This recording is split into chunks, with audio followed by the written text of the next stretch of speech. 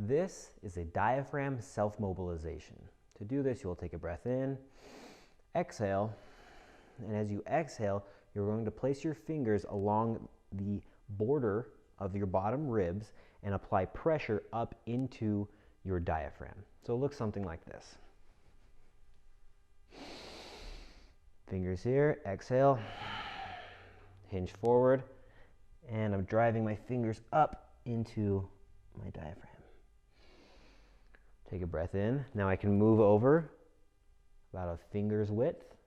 Take a breath in, exhale, apply pressure up into the diaphragm, driving my fingers behind the ribs. Again, moving about a finger's width over.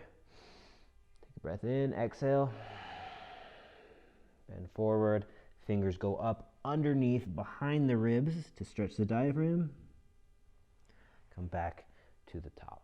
It is normal for this to be fairly uncomfortable. You are going to be driving up underneath the ribs to apply pressure to the diaphragm, so that means you need to have your abs relaxed. If you don't, what will happen is you will just be pushing into the abdominal tissue and you won't actually be making it to the diaphragm.